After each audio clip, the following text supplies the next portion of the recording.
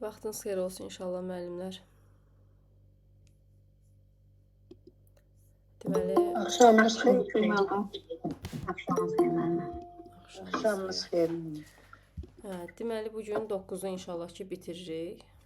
22, 23, 24-cü hissələri idi də, düzdürmü? Və bu ay üçün də sonuncu dərsimizdir artıq. Və vaxt itirmədən başlayaq inşallah sual cavabı. Deməli, rəsmlərdə hərəkətin təsvirinə dair ilk cəhdlər hansı dövrə aid edilir? Rəyana müəllimə buyurun. Axşamınız xeyir. Palleruş dediniz. Bəli. Bəs mağara divarları həmin bu mağara divarlı rəsmlərində deyir, heyvanların təsviri necə verilirdi müəllimə?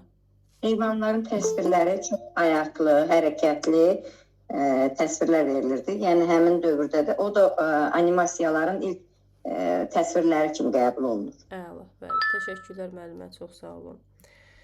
Deməli, animasiya sözünün mənası nə idi? Ümumi sual verirəm. Animasiya sözünün mənası. Animasiya nə deməkdir demirəm. Animasiya sözünün mənasını kim? Taciyə müəllimə buyurun, zəhmət olmasa. Axşamınız xeyir müəllimə. Animasiya sözünün ümumi mənası canlandırma, diriltmə demək idi. Bəli, təşəkkürlər. Bəli. Təşəkkürlər müəllimə, çox sağ olun. Cizgi filmin qərbdəki adı nə oldu?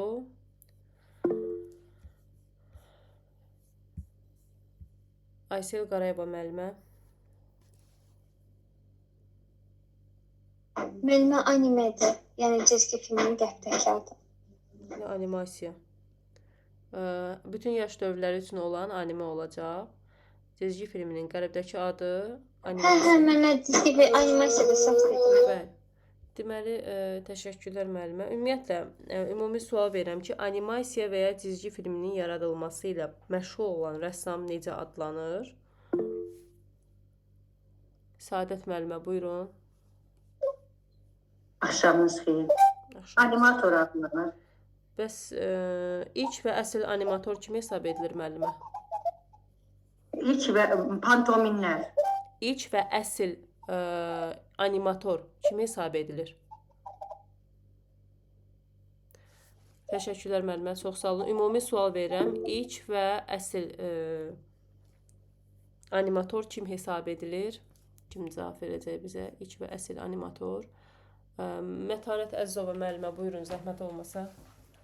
Axşamınız xeyir müəllimə. Emil Reyna olmuşdu. Bəli, Emil Reyno ilk və əsl animator hesab edilir. Müəllimə, mən başa düşmədim, bilirəm o sualı. Aha, təşəkkürlər müəllimə, çox sağ olun. Deməli, Emil Reyno nə icad etmişdi? Emil Reyno nə icad etmişdi? Çiçək müəllimə, buyurun. Deməli, Emil Reyna praksinoskop aparatını kəşf etmişdi. O 1892-ci ildə özünə məxsus optik cihazını da yəni teatr yaratmışdı. Aha, bəli. Öz üçün optik teatr yaratmışdı ki, burada da tamaşa 15-20 dəqiqə davam edən kiçik nə olurdu? Komik süjetlər idi. Bəli. Təşəkkürlər müəllimə, çox sağ olun. Sağ olun. Deməli, animasiya fransızlara kinofilmlərlə müqayisədə nə vaxt məlum idi? Animasiya fransızlara kinofilmlərlə müqayisədə nə vaxt məlum idi? Kim cavab verəcək? Əfsanə müəllimə, buyursun, zəhmət olmasa. İşimiz müəllimə bir qədər əvvəl məlum idi, animasiya kinodan əvvəl məlum olmuşdu. Yəni kinolardan bir qədər əvvəl məlum idi artıq deməli fransızlara. Bəs ilk animasiyalar necə xarakterizə olunurdu müəllimə? İlk animasiyalar necə xarakterizə olunurdu Əfsanə müəllimə? Animasiyalar müəllimə 15-20 dəqiqə davam edən komikslər şəklində. Komikslər deyildi o. Nə idi? Necə? Əl ilə çəkilmiş 15 dəqiqədə davam edən nələr idi? Bəli. Nələr idi? Animasiyada. Necə? Animasiyalarda komikslər. Pantomimlər idi müəllimə. Komiks ayrı şeydir. Komiksin heç animasiya aidiyyatı yoxdur. Aha. Deməli, ümumi sual verirəm ki, Emil Reyno nədən istifadə edərək filmlər yaradırdı? Nələrdən istifadə edərək? filmlər yaradırdı? Nurayna müəllimə buyursun, zəhmət olmasa. Axşamınız xeyir müəllimə. O müəllimə fotoşəkillərdən istifadə edərək filmlər yaradırdı. Bəli. Deməli, rəsmlər, fotoşəkillərlə istifadə olunaraq filmlər yaradırdı. Təşəkkürlər müəllimə, çox sağ olun. Ümumi sual verirəm ki, zaman keçdikcə animasiya hansı mövqeyə gəlib çatdı? Zaman keçdikcə animasiya hansı mövqeyə gəlib çatdı? Aygün Məmmədova müəllimə buyursun. Sual müəllimə. Deməli, zaman keçdikcə animasiya kinematografiya bir hissəsinə çevrildi. Və bəli, kino janrlardan biri kimi öz yerini tutdu. Əla, təşəkkürlər müəllimə. Deməli, animasiya nə vaxt sürətlə inkişaf etdi? Zəkiyə müəllimə buyursun, zəhmət olmasa. Animasiya nə vaxt sürətlə inkişaf etdi? Axşamınız xeyir. 20-ci əsrin əvvəlində animasiya sürətlə inkişaf etdi. Bəli. Ümumi sual verirəm ki, səssiz kino dövründə meydana çıxmış cizgi filmi qəhrəmanı kim idi? Səssiz kino kimdir? Yəni nə idi səssiz kino dövründə cizgi filmi qəhrəmanı? Hökmə müəllimə buyursun, zəhmət olmasa. Axşamınız xeyir müəllimə. Felix Pişik idi. Bəli. Pişik. Aha. Təşəkkürlər müəllimə, çox sağ olun. Ümumi sual verirəm ki, bu Felix Pişiyin xarakteri, xüsusiyyətləri necə idi? Hansıları idi? Necə tərif edildirdilər bu? Eynalova Lamiyə, Eyyubova Lamiyə müəllimə buyursun, zəhmət olmasa. Axşamınız xeyir. Deməli, qara bədəni var idi, iri gözləri var idi, geniş təbəssümü var idi. Bu cür təsəvvür olunurdu. Təşəkkürlər müəllimə, çox sağ olun. Mən tanınmış personaj idi da animasiya tarixində. Bəli, ilk personaj idi, bəli. Təşəkkürlər müəllimə, çox sağ olun. Ümumi sual verirəm yenə də, ümumi. Deməli, sözlərdən istifadə etmədən bədii obrazın yaradılmasında insan bədəninin hərəkətləri əsas ifadə sayılan səhnə incəsənəti necə adlanır? Həqiqət müəllimə buyursun, zəhmət olmasa. Həqiqət müəllimə. Bəli müəllimə, üzr istəyirəm, eşitmədim. Sözlərdən istifadə etmədən bədii obrazın yaradılmasında insan bədəninin hərəkətləri əsas ifadə sayılan səhnə incəsənəti necə adlanır? Pantomim adlanır müəllimə. Aha, bəli. Təşəkkürlər müəllimə, çox sağ olun. Ümumi sual, ilk animasiya filmi neçənci ildə kim yaradıb? İlk animasiya filmini nə vaxt kim yaradıb? Yenidən bilənlər əl qaldırsın, zəhmət olmasa. Şöyle müəllimə buyursun. Axşamınız xeyir müəllimə. 1906-cı ildə Makkey. Familiyası yadımda qalmır, elə Makkey yadımda saxlamış. Bəli. Əsas odur ki, bunu ayıra biləcəksiniz testdə. Təşəkkürlər müəllimə, çox sağ olun. Ümumi sual verirəm ki, Amerikalı rejissor, rəssam və prodüser Walt Disney animasiya aləminə nə kimi çevriliş etdi?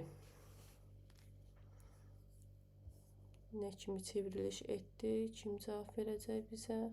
Leyla Abdullayeva müəllimə. Müəllimə, axşamınız xeyir. Həm rəngdən, həm də səsdən istifadə olundu animasiyalarda. Bəli, təşəkkürlər müəllimə, çox sağ olun. Deyir ki, Walt Disney'in filmləri və qəhrəmanları xüsusilə Mickey Mouse hansı təsirə malik oldu? Yenidən kim bilirsə əl qaldırsın bu sualı. Fatma Eynalova müəllimə. Axşamınız xeyir müəllimə. Axşamınız xeyir. Uşaq böyük fərq eləmədən hər yaşa uyğundur. Yəni hər kəsin qəlbini fəth edirdi. Bəli, onun filmlərin təsir üslubunu təqlid etməyə başlamışdı, bəli. Təşəkkürlər. Bəs belə deyim sizə, Disney studiyası öz fəaliyyətinə görə neçə Oscar mükafatına layiq görünüb müəllimə? 12 müəllimə. Bəli. Bəli, təşəkkürlər, çox sağ olun. Ümumi sual verirəm. Xüsusi texnologiyalar vasitəsilə hər bir kadrın ayrı-ayrılıqda çəkilməsi ilə yaradılan kino sənəti necə adlanır? Şəlalə Quliyeva müəllimə, buyurun. Axşamınız xeyir müəllimə. Animasiya adlanır. Bəli.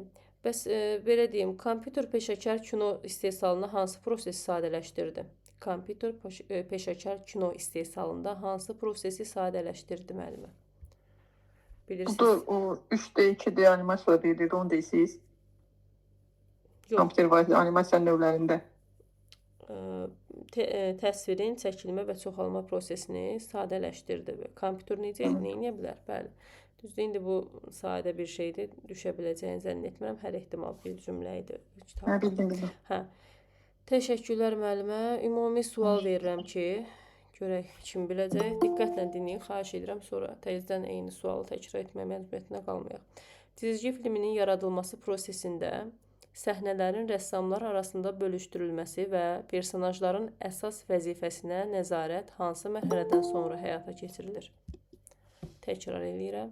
Cizgi filminin yaradılması prosesində səhnələrin rəssamlar arasında bölüşdürülməsi və personajların əsas vəziyyətinə nəzarət hansı mərhələdən sonra həyata keçirilir? Cavab versin bizə. Burada Eldar Aliyev adı ilə girən müəllim yadımdan çıxdı. Adı nədir? Müəllimə, buyurun. Salam, axşamınız xeyir müəllimə. Axşamınız. Uzun sürən bir vaxtdan sonra elə bil oldu. Orada da elə bil senarist müəllifləri əvvəl süjeti seçib hazırlayırdılar. Sonra da isə rejissor animatora ötürürdü.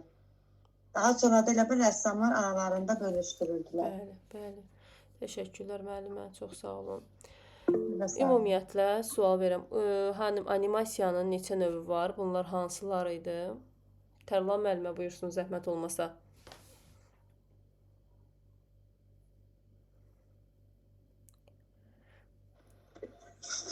Axşamınız xeyir müəllimə. Axşamınız xeyir müəllimə. Müəllimə, animasiyanın 3 növü var idi. Bu qrafik animasiya, sonra həcmli animasiya, bir də kompüter animasiyası idi. İzah edeyim müəllimə bunları? Bəli, müəllimə. Bəli? Bəli. Qrafik animasiya elə bil ki, obyektlər əllə çəkilirdi, kompüter ötürülürdü. Bu qrafik animasiya adlanırdı. Həcmli, müxtəlif materiallardan, məsələ deyir, həcmli gəlincik ola bilərdi, bu plastilin, ondan sonra maketlər ola bilərdi.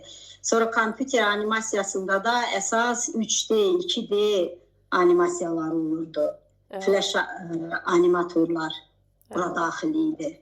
Bəli, müəllimə. Təşəkkürlər müəllimə. Çox sağ olun, ətraflı məlumat üçün. Deməli, Yapon cizgi filmi və animasiyası necə adlandı? Eyni zamanda bu hansı yaş dövrləri üçün hazırlanır? Kim deyəcək buna? Bizə cavab versin. Həmail müəllimə buyurun. Həsənova Həmail müəllimə. Bəli, bu Yapon cizgi filmi idi ki, bütün yaş dövrləri üçün aid edilirdi, yəni hazırlanırdı. Bəli, təşəkkürlər müəllimə. Ümumiyyətlə, Azərbaycanda animasiyanın yaranması hansı dövrə təsadüf edir? Animasiyanın yaradılması Azərbaycanda hansı dövrə təsadüf edir? Gülnarə Həsənova müəllimə buyursun, zəhmət olmasa. Axşamınız xeyir müəllimələr. Azərbaycanda animasiyanın yaranması müəllimə 20-ci əsrin 30-cu illərdə təsadüf edir. Bizim də özümüzün animasiyalarımız var. Çıxanın, Cırtdan, Türkü Həccə gedir. Bəli, əla, təşəkkürlər müəllimə, çox sağ olun. Deməli, animasiya filmlərin çəkilməsi prosesi necə həyata keçirilir? Və 10 dəqiqəli animasiya filmi üçün təxminən neçə min şəkil lazım olur? Bu da 22-ci ilmik sualı idi. Bizə cavab versin Esmira Aliyeva müəllimə. Salam müəllim, axşamınız xeyir olsun. Axşamınız xeyir. Animasiya həyata keçirmək üçün birinci şəkillər çəkilir, sonra onlar nömrələnir. Və nömrələndikcə də animasiya hərəkətə gətirilir müəllimə. Bəli. 10 dəqiqəlik animasiya üçün isə 30-40 min şəkil lazım olur. Azərbaycan animasiyası Elçin Hani Axundov olmalıdır müəllim. Əla, bəli. Rəssamıdır. Təşəkkürlər müəllimə. Elçin Hani Axundov. Bəli. Çox sağ olun. Deməli, müəllimə, bu il 25-ci ilin ilk sualı idi. Nə qədər animasiya, 10 dəqiqəlik animasiya sualı, ilk sualı idi. Bəli, 22-ci ilin ilk sualına düşmüşdü ki, 10 dəqiqəlik animasiya filmi üçün təxminən neçə min şəkil lazımdır? Bu düşmüşdü Miqə bu sual. Deməli, ümumi sual verirəm ki, kino, xüsusən də animasiya filmlərlə sıx bağlı olan hər hansı əhvalatın bəhs edildiyi təsvir silsiləsinə nə deyilir? Baxın, bu sualın situasiya tiplisi 2 il, 3 il dalbadal düşüb Miqə.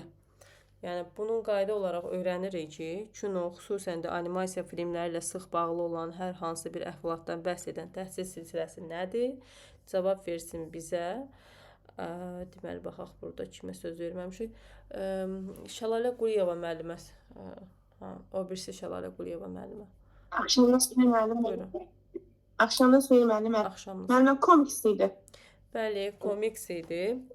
Amma Miqdə bir çox müəllim bu sualda çaşmışdı.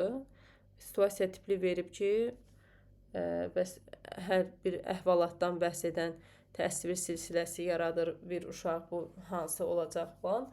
Belə bir şey. Təəssüf ki, götürüblər, illüstrasiya götürüblər. Çox müəllim bunu belə götürüb. Niyə görə? Orada bir əhvalat, nə bilim, əhvalatdan bəhs edən. Fikirləşiblər ki, illüstrasiya nə idi? Bir təsvirin, bir nağılın yəni görünüşü idi. Onu fikirləşiblər. Amma üzr istəyirəm, mükəmməl bir söz deyə bilərəmmi? Bəli. Üzr istəyirəm. Bəli. Olar müəllimə. Buyurun, buyurun müəllimə. Müəllimə, bu karikaturanı o publisist deyirlər, orada cümlə var. Məsələn, onu əvvəl komiksdən qarışdırırdım. Belə yadını saxlamışam ki, komiks elə bir hekayə nağıl aid olan bölmə, karikaturanı da publisist ədəbiyyata görə elə yadını saxlamışam ki, orada nəsə məlumatla da elə aidləyə bilir. Bəli, yəni komiksdən zaten karikaturanı, yəni qarışdırmaq absurd bir şeydir. Niyə? Çünki yəni komiksdə ən azı 2 dənə şəkil olmalıdır. Komiks elə bir yaradılmalıdır ki, orada mütləq şəkildə nə olmalıdır? Qovuqlar olur ki, hansı ki, diyaloq yaranır burada. O diyaloq əgər o şəkildə yoxdursa, o komiks sayılmır. Yəni, bu karikatura kimi bir şey olur. Karikatura olur daha doğrusu, əgər orada diyaloq yoxdursa. Diyaloq varsa, bu komiksdir. Bəli. Yəni, sözlə qüvvət, çünki o kitabın orta hissəsində, cümlədə orta hissədə, orada publisist sözü yadıma gözümə çatdı, özür istəyir sözümə görə. Orada elə dedim ki, komiksdə də vahid hekayə var da, elə ayırdım ki, publisist ədəbiyyata bağlıdır. Dedim, yəni, o mətn üçün sual düşsə, sən onu ayırləmək üçün öz ağlım içində nəzər yetirmişəm.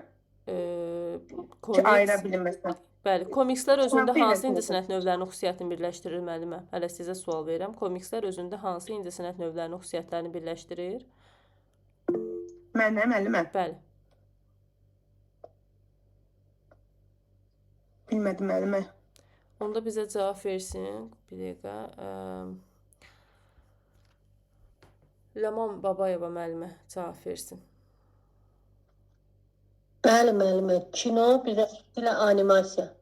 Komikslər özündə hansı incəsənət növlərinin xüsusiyyətlərini birləşdirir? Aygün Məmmədova müəllimə, buyurun.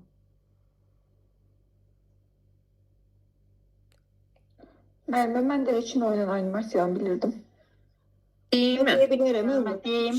Ədəbiyyat, təsviri sənət kimi incəsənət növlərini birləşdirir müəllimə. Yadıma düşdü. Ədəbiyyat, bir də o bəlkə müəllimə səhv dedi, karikatural ədəbiyyatdan elədi. Ədəbiyyatdan komiks. İndi mən ona sual verməyə çalışdım ki, indi desin ki, ədəbiyyat və təsviri sənət. Deyəm ona görə, Bəli. Ədəbiyyat və təsviri incəsənət növləri onları birləşdirir. Ədəbiyyat və təsviri sənət olur. Komiks özündə hansı incəsənət növlərinin xüsusiyyətini birləşdirir? Ədəbiyyat və təsviri sənət. Niyə ədəbiyyat və təsviri sənət? Çünki burada söz yenə də deyirəm, 2 dənə şəkil çəkilir, diyaloq var burada. Elə bil ki, insanlar hansısa bir, deyək, nəsə bir hadisə baş verib, insanlar bugün hələ bu kitabda da vardı, o haqqında nəsə danışırlar. Diyaloq var, bir sujet var, bir şəkil silsiləsi var. Vahid bir hekayəni təşkil edir. Yəni, elə şey olmasın ki, ayrı-ayrı şeylərdən danışsınlar. Yəni, eyni bir hekayədən danışırlar həmin o şəkildəkilər. Bu da komiks hesab olunur. Bir şey də mən soruşmaq istəyirdim, üzrlə isə belə. Buyurun. Komiksi tək silsilə sözündən yadımıza saxlasaq olar? Yəni, o başqa cür formada sual qoyula bilər ona? Yəni məsəl üçün indi açar söz veririk, müəllimlər də ümumi gedirlər həmin o sözə taxılırlar. Ümumi mahiyyət elə desəm mən başqa bir şeylə silsilə sözün düz deyil, silsilə bunun indi açar sözüdür, digərlərində yoxdur. Amma elə situasiya qurarlar ki, tamamilə başqa bir şey soruşarlar sizdən. Amma siz gərək o sözə köklənməyəsiniz də, ümumi bir dənə cümləni başa düşəsiniz ki, bu məndən nə istəyir. Çünki çox Biz onu müəllim tam necə başa düşməliyik ki, biz o açar sözü yadımıza saxlamayaq. komiks rahat bir şeydir. Yəni digərlərinə nə animasiyaya, nə pantomimə bənzəmir, nə karikatura, nə şarja, heç birinə bənzəmir. Çünki nə deyir? Deyir ki, komikslər ən azı 2 dənə şəkil olmalıdır komiksdə ki, və eyni zamanda nə olmalıdır? Qrafika üslubu olmalıdır. Əgər siz 2 dənə şəkil çəkmirsən, 2 dənə insan, məsələn, belə də animasiya formasında bir dənə maraqlı bir dənə şəkil çəkir. 2 dənə olmalıdır orada şəkil. Həmin o təsvirdə 2 dənə şəkil olmalıdır. Ki, niyə görə? Bunlar aralarında danışa bilsinlər. Bir dənə olsa, o komiks sayıla bilməz. Nə deyəcək öz-özünə? Danışmalıdırlar bunlar. Diyaloq yaranmalıdır. Karikaturada belə bir şey yoxdur. Komiks şeydə yoxdur, şarjda yoxdur, animasiyada yoxdur, pantomim ayrıdır. Yəni bunlar hamısı Həm də buludlar da var da müəllimə. Bunlar üzərində buludlar var, onun içərisində yazılar. Bunu demək istəyirəm də, buludlardır ki, hansı ki bu diyaloq yaradır. O deyir, sonra bu deyir.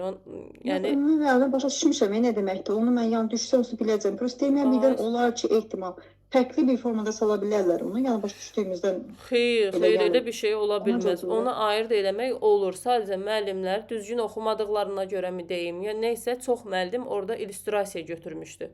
Çünki çox adam bilirsiniz ki, 9-cu sinifin bu ən son hissəsini keçən dəfə siz özünüz də dediniz də, buradakı müəllimlər.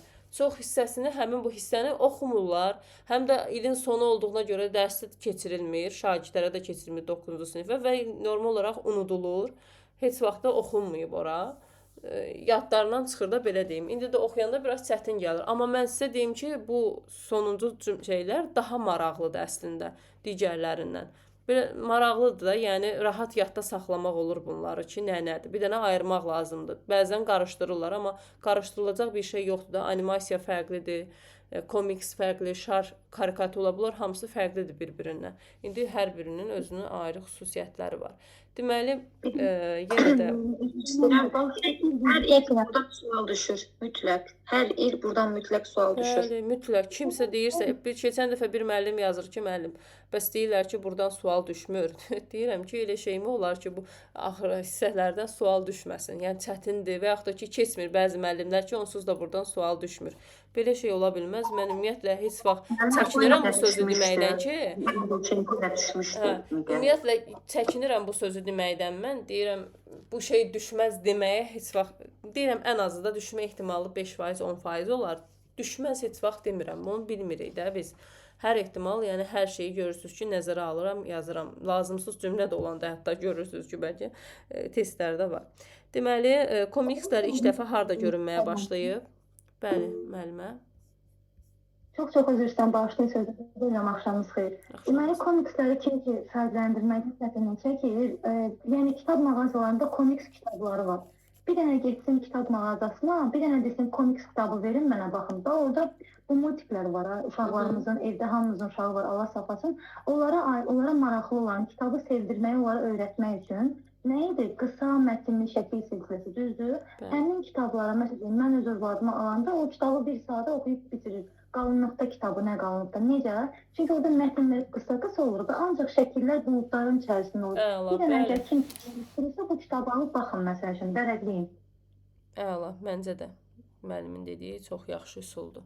Təşəkkürlər müəllimə. Deməli, komikslər ilk dəfə harda görünməyə başlayıb? Komikslər ilk dəfə harda görünməyə başlayıb? Bizə cavab verəcək.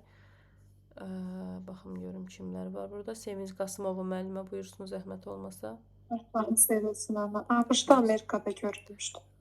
Bəli, Avropa və Amerika qəzetlərində.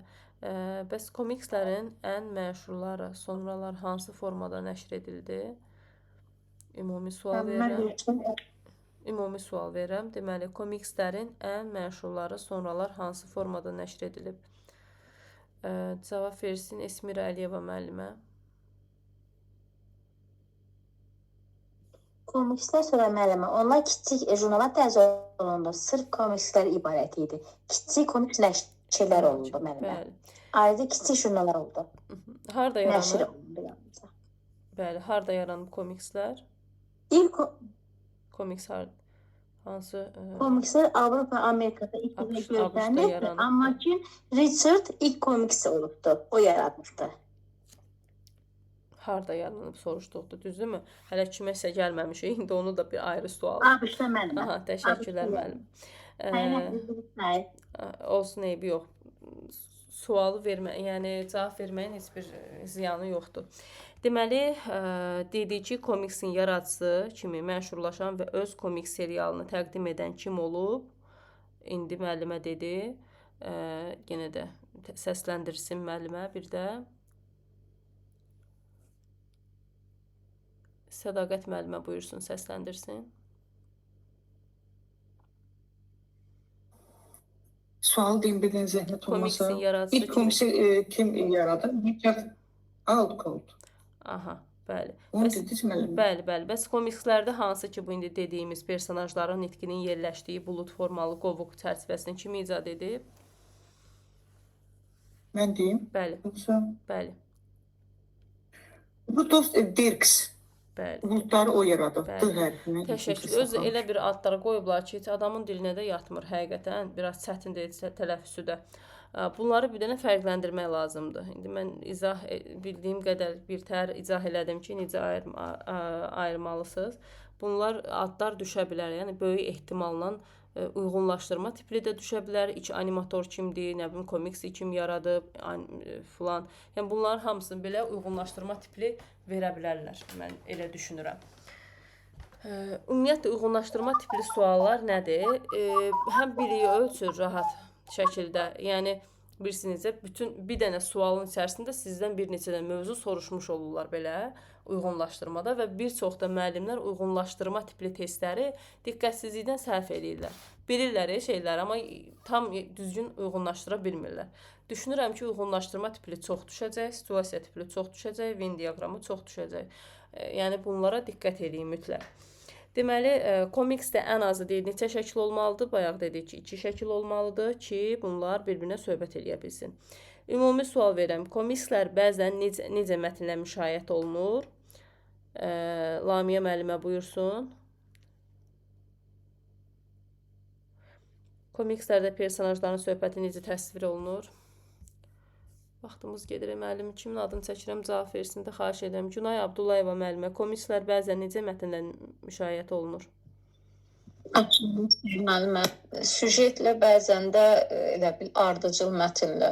Bəli. Bəs müəllimə, komikslərdə personajların söhbəti necə təsvir edilir? Bir-birlərinin arasında söhbət edirlər, 2 nəfər arasında olur da buludlar əsasında. Bəli, yəni ağızlarından çıxan buludun içində mətn kimi təsvir edilir. Və eyni zamanda ümumi formada olur müəllimə. Bəli. Ümumi sual verirəm ki, əsl komiks yaratmaq üçün maraqlı əhvalatdan əlavə də nə lazımdır? Zəkiyə müəllimə buyursun zəhmət olmasa.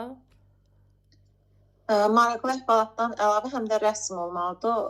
Yəni uyğunluq təşkil etməlidir o rəsmdən, o danışıqda. Bəli, maraqlı qrafika üslubu lazımdır ki, eyni zamanda komiks qəşəng alınsın. Komikslər nə vaxt yeni təcəssümünü tapdı? Komikslər nə vaxt yeni təcəssümünü tapdı? Mən deyim, bəli. 20-ci əsrin əvvəllərində. Təşəkkürlər müəllimə, çox sağ olun. Komikslərin yaradılmasında hansı yenilik tətbiq olunmağa başladı? Komikslərin rənglənməsində hansı yenilik tətbiq olunmağa başladı? Cavab versin bizə Aysel Qarayeva müəllimə. 20-ci əsr dedi müəllim. 21-ci əsr. Komikslərin rənglənməsində hansı yenilik tətbiq olunmağa başladı? Komiksləri rənglənmək üçün ilk öncə olaraq, yəni ki, bunlar təkcə karandaşda deyil, həm də yağlı boya ilə də boyayıblar. Sonra nə bilim birinci, bir də ikinci dərəcəli qrafik rəqəmsal texnologiya ilə kombinə edirdilər. Əla, bəli. Rənglənməsində və kompüter texnologiyasından istifadə edirdilər. Bir də ki, rəssamların bu sahəyə marağı olması idi səbəb. Komikslər hansı sahələ sıx bağlı idi? Komikslər hansı sahələr? Deməli, kino və animasiyalar. Bəli, kino xüsusən də animasiya filmlərindən sıx bağlıdır. Deməli, komikslərin əksəriyyəti harada ekranlaşdırıldı? Ümumi sual verirəm. Komikslərin əksəriyyəti harada ekranlaşdırıldı? Cavab versin bizə Ramidə müəllimə. Hollywoodda. Bəli, komik sözün mənası nədir ümumiyyətlə? Komiks gülməli deməkdir. Bəli, komikslərin hansı növləri mövcuddur? Necə müəllimə? Komikslərin hansı növləri mövcuddur? Hə, növləri komikslər deməli yumoristik olur, macəra, gülməli, tarixi. Bəli, təşəkkürlər, çox sağ olun. 1991-ci ildə ümumi sual verirəm. Brüsseldə küçə rəssamları nə etməyə başladılar?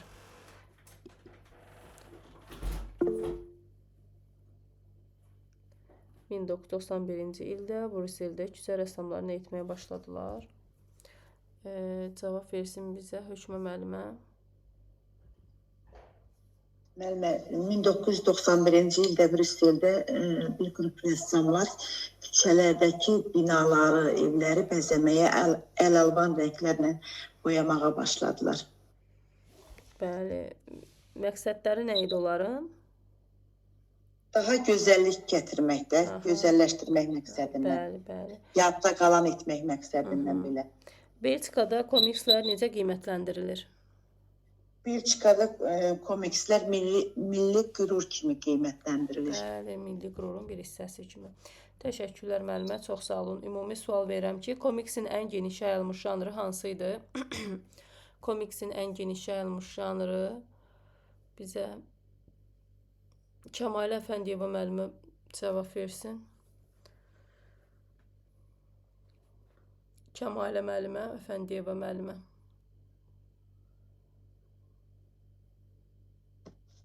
Müəllimə, mən deyim. Ekranı aça bilmirdim müəllimə. Karikaturadır müəllimə. Komikslərin ən geniş yayılmış növü karikaturadır. Azərbaycanda da Əzim Əzimzadə çox işləyib bu janrda. Deməli, karikaturaçı rəssamlar tipajları necə təqdim edirdilər? Günay Abdullayeva müəllimə. Karikaturaçı rəssamlar tipajları necə təqdim edirdilər? Aygün Məmmədova müəllimə, buyurun. Günarə Həsənova müəllimə, buyurun.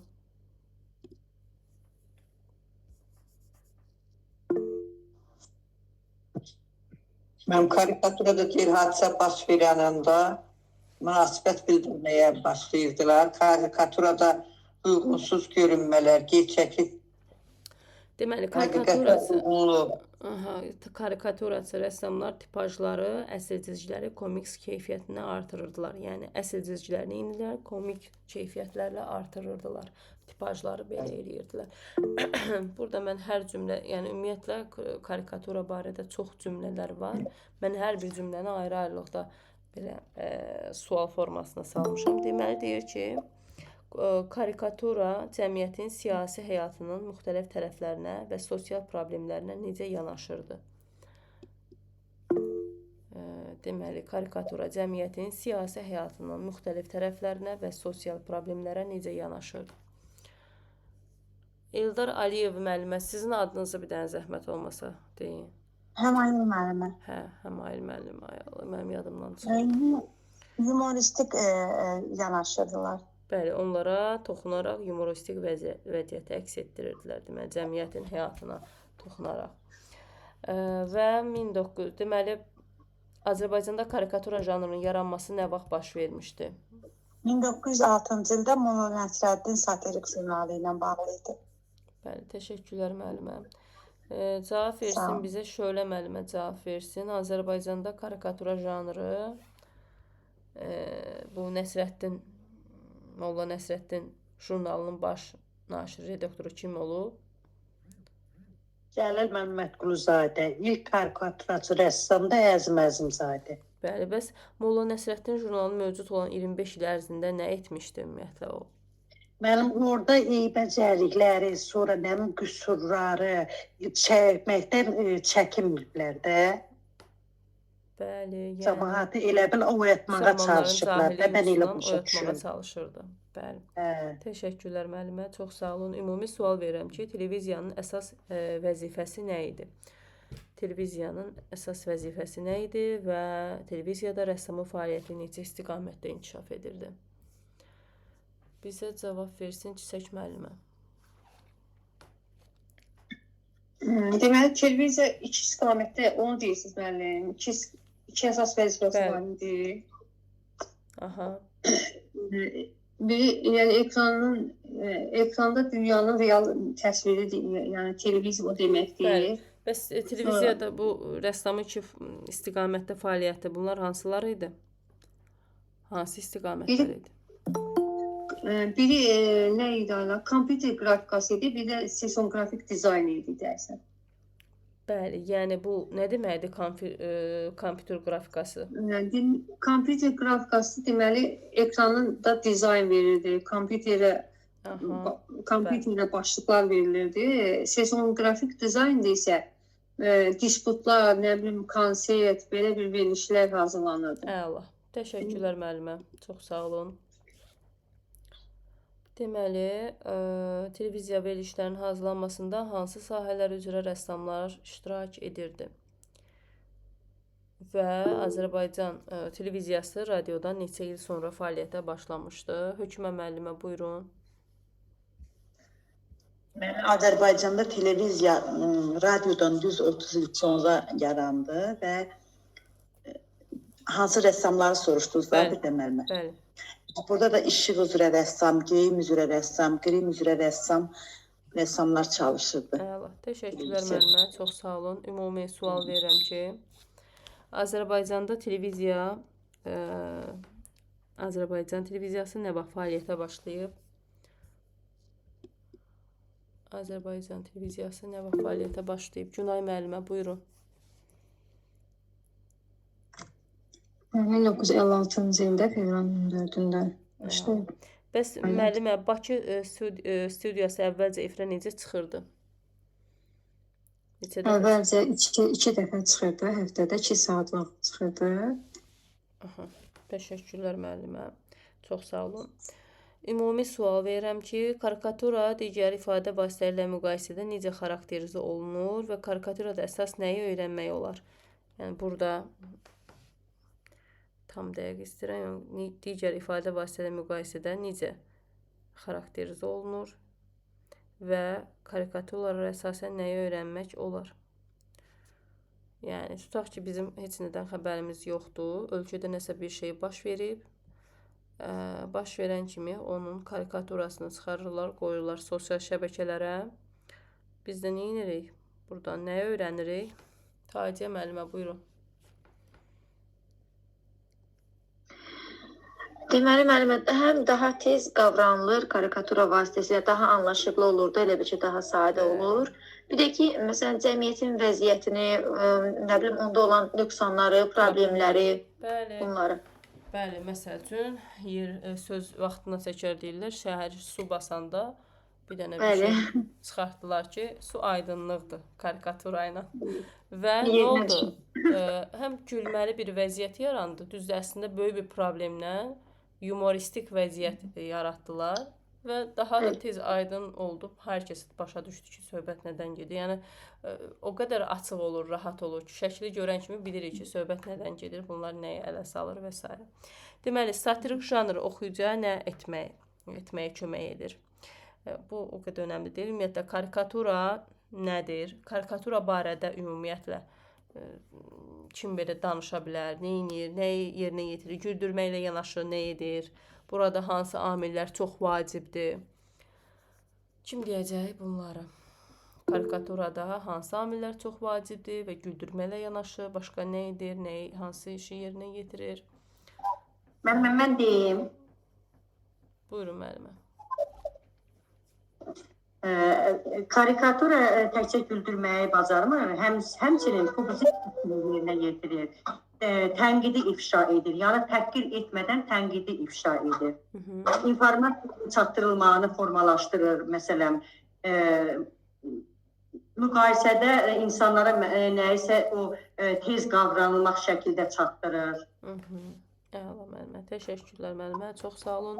Ümumi sual verəm ki, 1957-ci ildə verilişlərin gündəlik həcmi diviziyası nə qədər olmuşdu? Azərbaycan televiziyasında 57-ci ildə verilişlərin gündəlik həcmi nə qədər olmuşdu? Aysel Qarayeva müəllimə. Yəni həftədə 5 dəfə olmuşdu. Yəni 2 saat 20 dəqiqəyə çatdırılmışdı. 2 saat 20 dəqiqə. Bəs 57-ci ildə Azərbaycan televiziyasının həftədə onun dediyi 5 dəfə o heç. 62-ci ildə Günel Quliyeva müəllimə cavab versin. 62-ci ildə gündəlik efirə çıxan proqramların həcmi nə qədər olmuşdu? Salam müəllimə. Deməli, hər həftədə hər 7 gün 7 saatda olurdu. Bəs gündəlik və 7 saat. Bəli, 24 saat. 2005-dən isə o da gündəlik, amma 24 saata keçir. Aha, əla. Yəni 7 saatda hansı həftədə 5 dəfə idi. Elə bir modul yazılmışdı.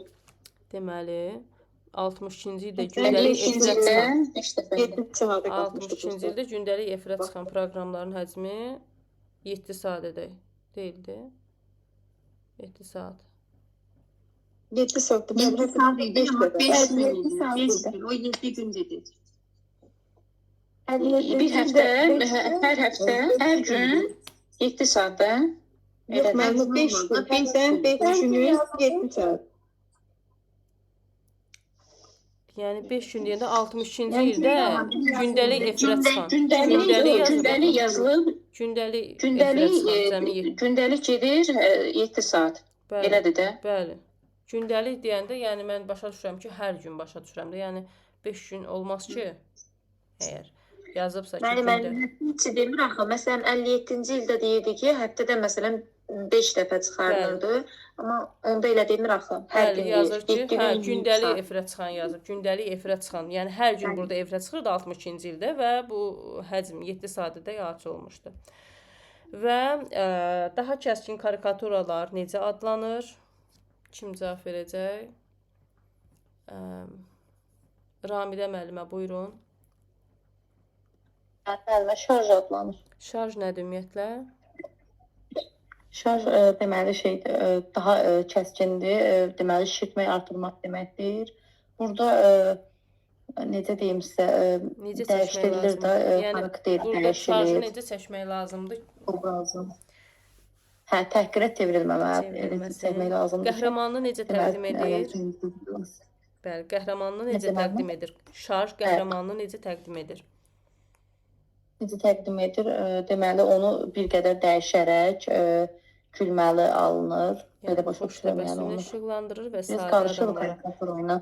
Bəli, yəni burada karikaturadan fərqli olaraq şarjda nə olur? Nə tələb edir? Onun əsasında nə durur? Ümumi sual verirəm. Şarjın əsasında. Üzrlü sayın. Mən deyim müəllimə. Ümumi sual verirəm ki, şarj nəyi tələb etmir? Onun əsasında nə durur?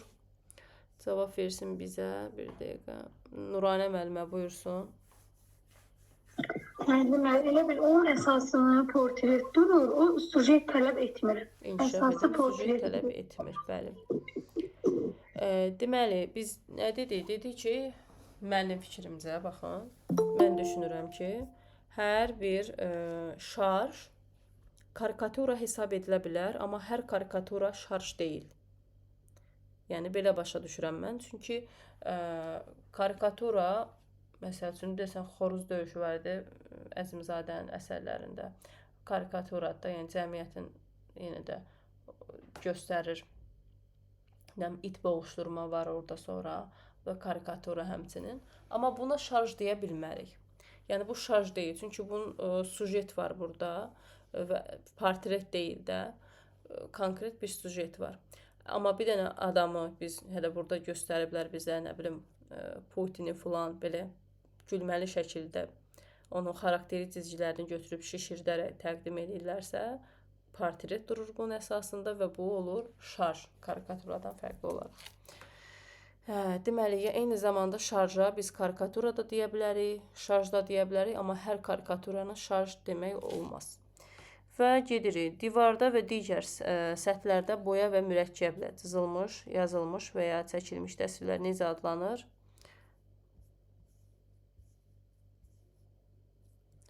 Zəkiyə müəllimə, buyurun. Qrafiti. Bəli, buralara nəyə aid edilir? Yəni, nə aid edilə bilər bu qrafitiyə? Divarda və digər boyanla, mürəkkəblə çəkilmiş rəsmlər əsasən də Brüsseldə geniş yayılmışdır. Bəli. Komikslər, müəllimə. Bəli, bəli. Gülməli komikslərlə binaları bəzəyirdilər. Bəli, təşəkkürlər. 1952-ci ildə Azərbaycanda karikatura janrının inkişafında yeni ənənələrin yaranmasına nə təkan verdi? 1952-ci ildən Azərbaycanda karikatura janrının inkişafında yeni ənənələrin yaranmasına nə təkan vermişdi? Aygün müəllimə, buyursun. Deməli, həmin dövrdə Kirpi satirik jurnalının nəşrə buraxılması təkan vermişdi Azərbaycanın karikatura janrının inkişafına. Bəli, bəs Azərbaycan satirik qrafikasının təməlini qoymuş şəxs kim olmuşdu? Əzim Əzimzadə. Bəli. Baxın, satirik qrafikanın təməlini qoyan kim oldu? Əzimzadə. Düzdürmü? Əzimzadə. Realist qrafikanın təməli, bəli, realist satirik qrafikanın təməli deməli Əzimzadə qoyulub və hərdən yazılır dəzgah qrafikası, dəzgah rəngkarlığı, ümumiyyətlə uyğunlaşdırma tipli qoyurlar bura. Satirik qrafikanın kitab qrafikası hansı idi? Hamısını bir-bir qoyurlar da, yəni uyğunlaşdırma tipli. Yəqin ki, bunları bilirsiniz. Hansıdır, kimlərdir? Molla Nəsrəddin jurnalının baş rəssamı kim olmuşdu? Müəllimə, Aygün müəllimə. Molla Nəsrəddin jurnalının baş rəssamı yadımda deyil. Oy. Ramidə müəllimə desin. Əzim Əzimzadədir müəllimə. Bəli, bu da Əzimzadə. Deməli, burada şəkillər var da, şəkilləri də ayıra bilmişsiniz. İndi də mən şəkillər göstərmirəm. İndi 15 dəqiqə vaxtımız qalıb. Mən istəyirəm ki, üsul və cərəyanlardan bir neçə sual verim sizə. Ümumi görüm hansı səviyyədə nə bilirsiniz. Çünki mən göndərmişdim. Onun ümumi testini göndərmişdim, izahını göndərmişdim sizə. Deməli, sual verirəm ki, müəllimlərə. Deməli, müəllimə, Fransada yaranıb, sonralar Almaniya, İtaliya və digər ölkələrə yayılıb. Bu hərəkətin nümayəndələri qəbul edilmiş bütün normaları, qayda və ideyaları pozmağa çalışırdılar. Bu hansı cəryan idi? Pərvanə müəllimə, buyurun, zəhmət olmasa. Axşamınız xeyir olsun. Bu avangardizm idi. Əla. Ümumi sual verirəm ki, bədii cərəyan kimi müasir memarlıq üslubunun dizayn, sənaye tətbiqi və dekorativ tətbiqi sənətin təşəkkülünə və inkişafına böyük təsir göstərmişdi. Kim cavab verəcək bizə? Şəhanə müəllimə, buyurun, zəhmət olmasa. Şəhanə müəllimə. Alo, müəllimə, axşamınız xeyir olsun. Səs aça bilmirdim. Bizdə internet yox idi. Gec qoşuldum. Üzrü sayın. Demək, məncə konstruktivizmdir. Elə düşünürəm. Deyil, müəllimə. Təkrar edirəm sualı. Bədii cərəyan kimi, səsi bağlayaq. Bədii cərəyan kimi müasir memarlıq üslubunun dizayn, sənaye tətbiqi və dekorativ tətbiqi sənətin təşəkkülünə və inkişafına böyük təsir göstərmişdi. Xahiş edirəm, yazmayın aşağıda heç nə. Kim cavab verəcək? Səfayət müəllimə, buyurun, zəhmət olmasa. Axşamınız xeyir olsun, müəllimə. Axşamınız xeyir. Mən bilən 19-cu əsrin əvvəlində klassizm inkişafında Ampir idi. Xeyr, müəllimə. Sonuncu mərhələdə bir dəqiqə, müəllimə, çox xahiş edirəm. Baxın, əl qaldırmısınız, belə soruşuram da mən. Mən deyim, heç gərək yoxdur, inanın gərək yoxdur. Bilirəm ki, əl qaldırmısınız, bilirsiniz. Çox gözəl, əla. İndi yenidən təkrar edirəm mən sualı. Bədii cərəyan kimi müasir memarlıq üslubunun dizayn, sənaye tətbiqi və dekorativ tətbiqi sənətin təşəkkülünə və inkişafına böyük təsir göstərmişdi. Sevinç Qasımova müəllimə, buyurun. Model idi, 19-cu əsrin 20-ci əsrin əvvəllərində. Nə idi? Model idi, müəllimə, model. Günel Quliyeva müəllimə cavab versin, zəhmət olmasa. Abstrakt idi müəllimə. Abstraksionizm idi, bəli müəllimə, təşəkkürlər. Bunu eşitməyə çalışıram. Deməli, bədii cərəyan kimi müasir memarlıq üslubunun dizayn, sənaye tətbiqi və dekorativ tətbiqi sənətinin təşəkkülünə və inkişafına böyük təsir göstərmişdir. Bu hansı dərsdə yazılıb? Kandisk mövzusunda yazılıb. Həmin o mövzunun içərisində, mətnin içərisində, baxın, biz 9-cu sinifin 8 və 9-da yazılıb da bu cərəyanlar, düzdürmü? Orada qısa lüğət kimi verilib. Mən onların içərisində də götürürəm, o heç. Bir də kitablarda, mətnlərin içərisində hansı ki mövzular verilib, mövzuların içərisində də o sözlər yazılıb ki, həmin o cümlələrdən bir də görsən düşür, qoyurlar. Ona görə mən hər birini bura yerləşdirmişəm. Və onu da göndərmişəm sizə. Necə olur ki, siz bunu, baxın, əsas mövzulardan biridir.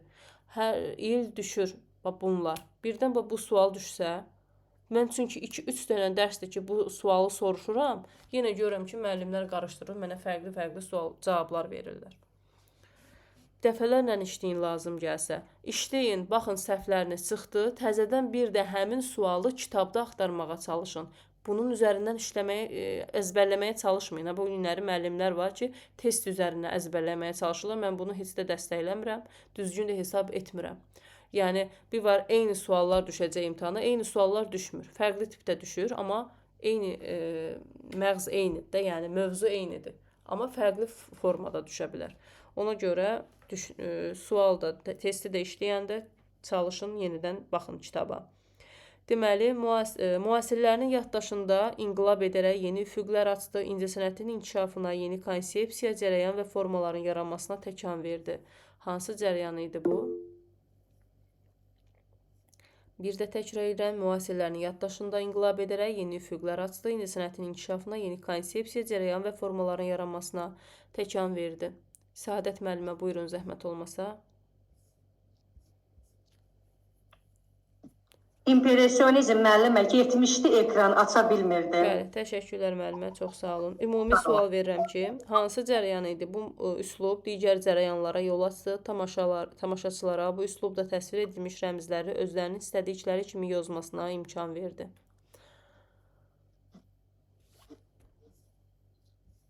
Abstraksionizm. Aynura müəllimə. Abstraksionizm müəllimə. Xeyr. Cavab versin bizə, hansı ki deyəsən, ona söz verməmişəm. Aytən müəllimə, sizə söz vermişdim. Xeyr. Buyurun. Çox özür istəyirəm. Müəllimə abstraksionizm dedi, beynim ümumiyyətlə qarşıdır. Nədən özür istəsəm, sual təkrar edə bilərsiniz?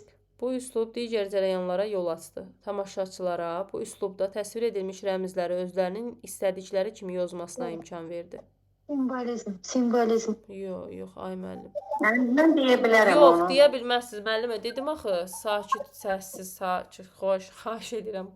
Xahiş edirəm. Baxın, indi sizə söz verildi. Düzdür, indi başqa müəllimlər də var axı, əl qaldırıblar. Deməli, Könül Əliyeva, söz verilməyən müəllim. Buyurun. Salam, axşamınız xeyir. Mən romantizm bilirəm onu. Xeyr müəllim, romantizm deyil. Səssiz olun və əl qaldırın, bilənlər. Deməli, Həmail Həsənova müəllimə, buyurun. Müəllimə, məncə bu modernizmdir.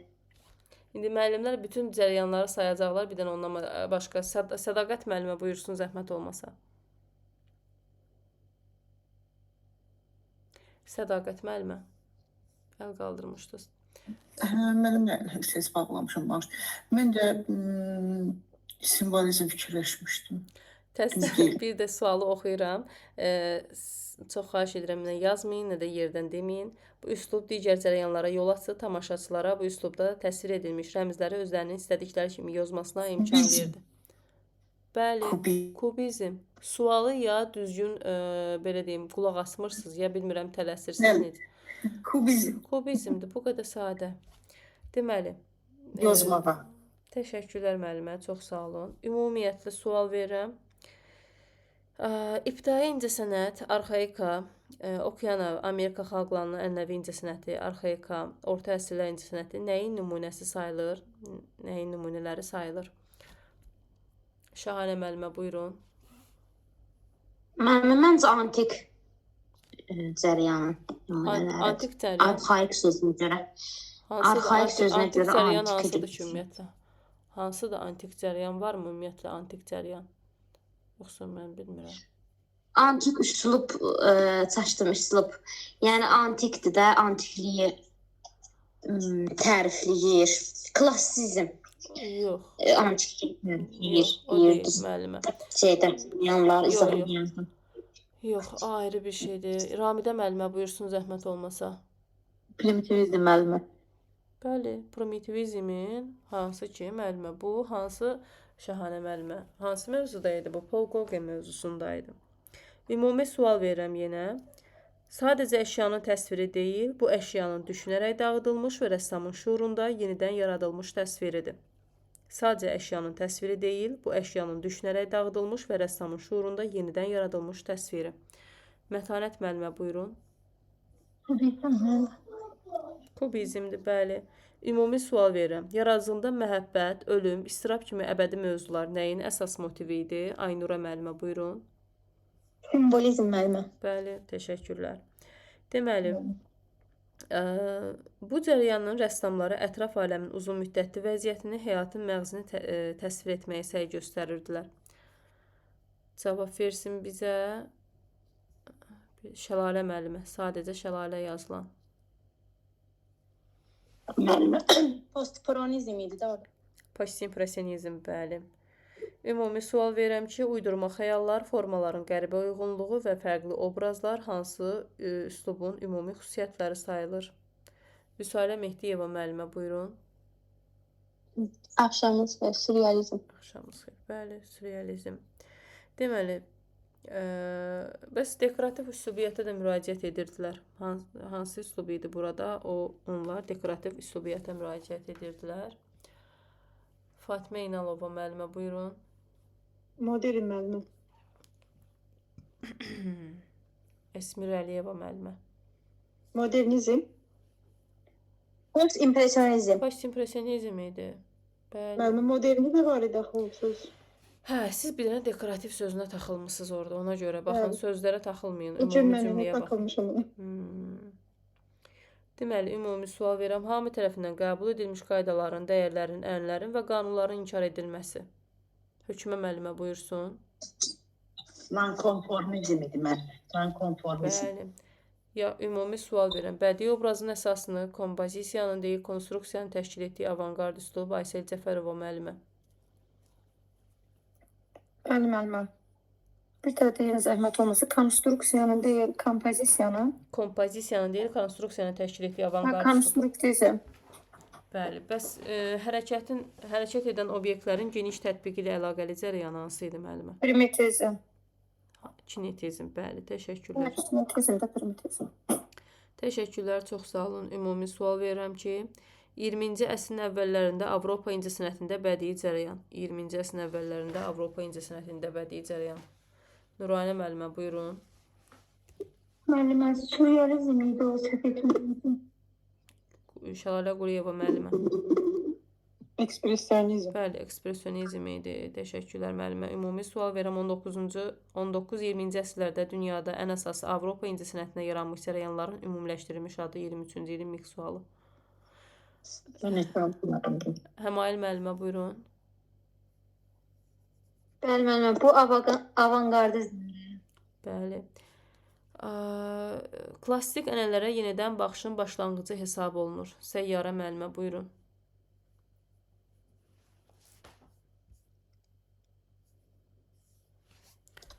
Deyirsən, bu ekspresionizm idi. Mən nə dedim indi? Klassik ənənələrə yenidən baxışın başlanğıcı hesab olunur dedim də, düzdürmü? Yox, Şahanə müəllimə buyursun. Mən klassizm. Ay müəllimə. Şahanə müəllimə, siz ümumiyyətlə mütləq şəkildə cərəyanları öyrənin. Qurban sizə. Cərəyanlardan bir şey heç nə bilmirsiniz. Müəllimə deyə bilərəm. Buyurun. Modernizm. Bəli, modernizm. Klassik ənənələrə yenidən başlanğıcı hesab olunur. 2 dəqiqə vaxtımız qalıb. İncəsənət daha mühüm, belə deyim, klassik incəsənətin böhran keçirməsi nəyin yaranmasını şərtləndirdi? Klassik incəsənətin böhran keçirməsi nəyin yaranmasını şərtləndirdi? Bizə cavab versin Vüsalə müəllimə. Vüsalə müəllimə olmasa Tərlan müəllimə. Kubizm.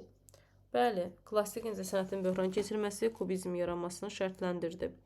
Ümumi sual verirəm ki, 19-cu əsrin ikinci yarısı, 20-ci yüzilliyin ortalarında incəsənətdə mövcud olan bədii cərəyanların məzmusu. Günel Quliyeva müəllimə. Avangardizm. Məcmusu. 19-cu əsrin Avangard. Mən deyim. Mən deyim. Hay Allah, bu müəllim deyim söhbətdən yığışdırmadılar. Ya Rabbim.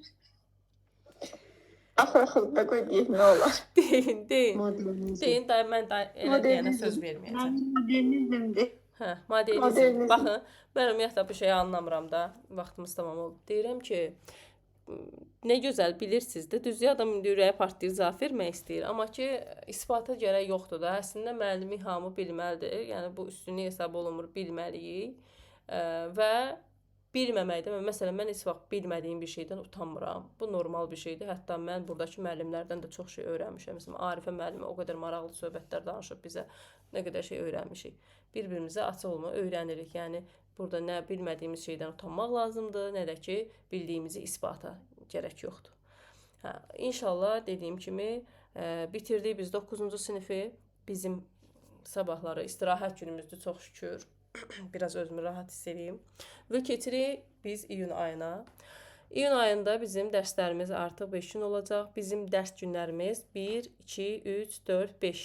5 gün biz dərsdə sual-cavab, test müzakirələri bunlar eləyəcəyik. Ümumi sual-cavablar 1 saat olacaq dərsimiz. Ümumi sual-cavab, test müzakirələri, həmin o çətin sınaqlar üzərində müzakirələr.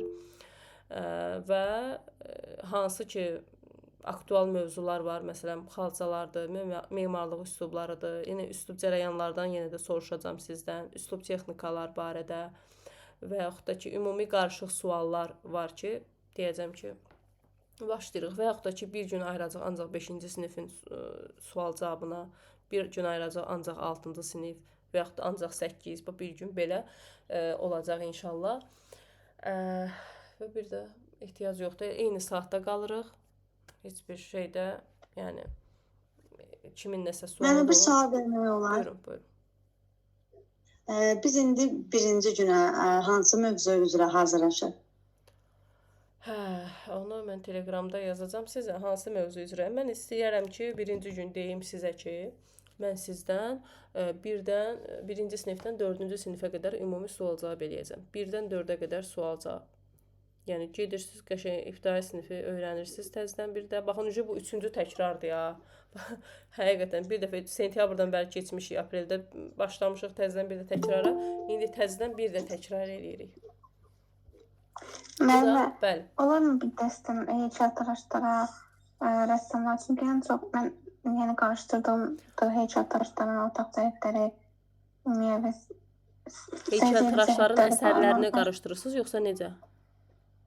Bəli, heykəltaraşlar deyim, ən çox miniatürçülərdir, onları daha çox qarışdıram, yəni olarmı elə? Yəni heykəltaraşları mən əsərlərini göndərmişdim qrupa. Yəni təkrar göndərməmişəm yoxsa mən başa düşmürəm. Göndərmişdim yoxsa göndərməmişdim? Mən göndərirsiniz, cərəyanlarınızı ona da Təzəli xarakterləri ilə o ki, heykəltaraşlara aid xarakterlər var müəllimə. Onlar qarışdırılır. Ona aid də bir şey yox. Ümumi mən həyat və yaradıcılıq 1-ci sinifdən 9-cu sinifə qədər rəssamların həyat və yaradıcılığını sizə göndərməmişəm deyəsən, hə? İnşallah onu göndərərəm, onu işləyərsiniz. Bu günləri onu göndərərəm inşallah ki, yeni sınaq olaraq. İnşallah müəllimə. Onu işləyirsiniz, 644 dənə testi orada. Yəni mümkün qədər bir dəfəlik onu etməyə çalışmayın, 100 dənə eləyin və yaxud da 50 dənə eləyin, bitirin. Baxın suallara, səhvlərinizə baxın, təzədən bir də işləməyə çalışın. Yoxsa ki, 3 saat orada dərsdir, hökmən bunu da bitirim, vaxt tamam olur, belə yox. Onu təkrar işləmək olur zaten. 50 dənə ya 100 dənə eləyin, bitirin, təzədən bir də başlayın. İncəliyin səhvlərinizi, bir də başlayın. Bu cür. Oldu inşallah, növbəti dərs, yəni birinci gün görüşərik. Hələlik, gecəniz xeyrə qalsın. Hələlik, gecəniz xeyrə. Sağ olun. Sağ olun.